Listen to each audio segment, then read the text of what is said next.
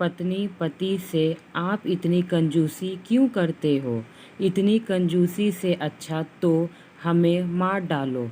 एक पत्नी ने ऐसा क्यों बोली? एक सेठानी खाने पीने की बहुत ही शौकीन थी, जबकि सेठ अपने खाने पीने में कंजूसी किया करता था। बल्कि सेठानी को भी बार बार ज़्यादा खाते रहने पर टोक दिया करता था। सेठ हमेशा यही सोचा करता, सेठानी खाने पीने के बिना वजह पैसे खर्च करते रहती है। सेठ जी इस आदत से परेशान होकर सेठानी सेठ के सामने कम खाती, जिससे वह भूखी रह जाती थी। जिस दिन सेठ कहीं बाहर काम पे चला जाता तो वह देसी घी के स्वादिष्ट पकवान बनाकर खाती थी। सेठ जी समझ ना पाते कि इतना कम खाने के बावजूद सेठानी क्यों मोटी होती जा रही है। एक दिन सेठ जी बोले, सेठानी, तुम तो बहुत कम खाना खाती हो, फिर भी मोटी होती जा रही हो, आखिर इसका क्या राज है? सेठ की बात सुनकर सेठानी बोली, मैं क्या जानूं, मैं तो आपके सामने ही खाती हूँ, और वह भी थोड़ा सा। सेठ जी चुप रहे। सेठ जी को सेठानी की बातें सच नहीं लग रही थी। सेठानी मुझसे झूठ बोल रही है।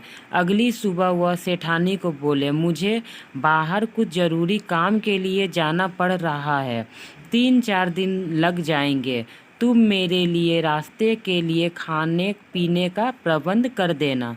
सेठानी खुश हो गई और मन ही मन विचार करने लगी कि अब वह आराम से अपना मनपसंद खाना बना कर खाएगी। उसने जल्दी जल्दी सेठ के बाहर जाने की सारी तैयारी कर दी। सेठ घर से चला गया और वह अपने भाई को घर में रख गया, जो बाहर काम करता था। उसे बुलाकर कुछ दिनों के लिए अपने घर पर रख गया।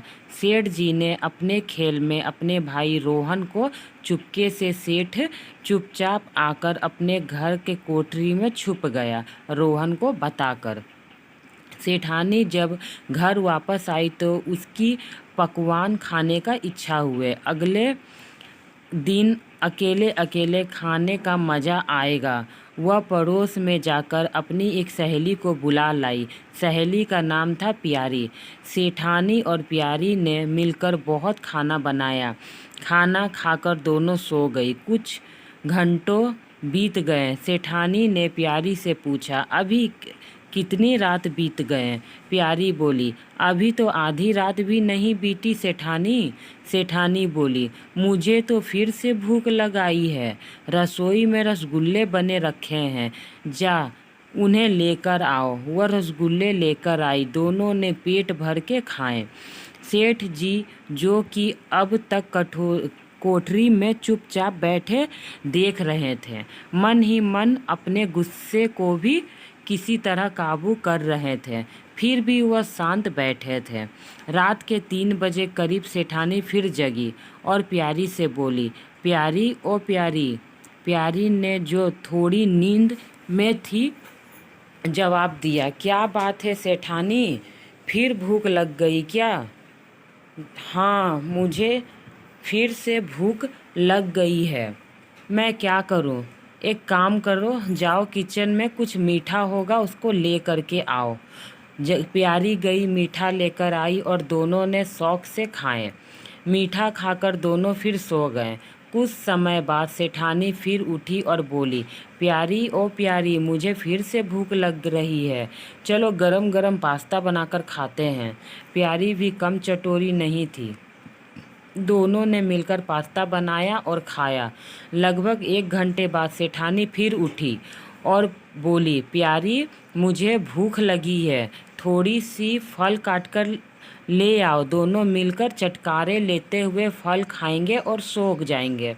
उन्हें लगा जैसे उनकी सारी पूंजी लूट गई हो। सेठ जी को, जो बस विचार कर रहे थे कि जल्दी सुबह हो तो फिर सेठानी को बताता हूँ। सुबह होते ही प्यारी ने कहा, वाह सेठानी, पकवान खाकर मज़ा आ गया। वह अपने घर चली गई। सेठानी बाहर टहलने चली गई। सेठ जी चुपचाप से निकलकर अपने सेठ जी को देखकर सेठानी कपकपा गई। उसके मुंह से कुछ नहीं निकला। वह रसोई से पानी का गिलास लेकर सेठ जी को देते हुए बोली, आप तो 2-3 दिनों के लिए गए थे, फिर इतनी जल्दी कैसे लौट आए? सेठ जी ने गुस्से से बोला, मुझे सब पता है कि मेरे पीछे कितना खाती हो। सेठानी ने हिम्मत करते हुए बोला, सेठ जी, ऐसी कंजूसी भी किस काम की? अपनी इच्छा को पूरी करने के लिए झूठ का सहारा लेना पड़े? सेठ जी को एहसास हुआ। वह बोले, तुमने सिर्फ मेरे कंजूस होने के कारण ऐसा किया तो ठीक है। आज से तुम अपनी मनपसंद का जितना खाना खाना चाहती हो खा सकती हो। अब मैं किसी तरह की कंजूसी नहीं करूँगा और ना ही तुम्हें झूठ बोलने की ज़रूरत पड़ेगी।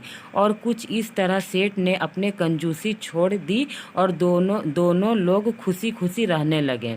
इसलिए कहा जाता है, जरा कंजूसी अच्छा नहीं होता। फ्रेंड, मेरी ये कहानी आपको कैसी लगी? अच्छी लगी हो तो मेरे चैनल को सब्सक्राइब करें ताकि रोज़ इसी तरह अच्छी कहानी आप तक पहुंचा सकूं।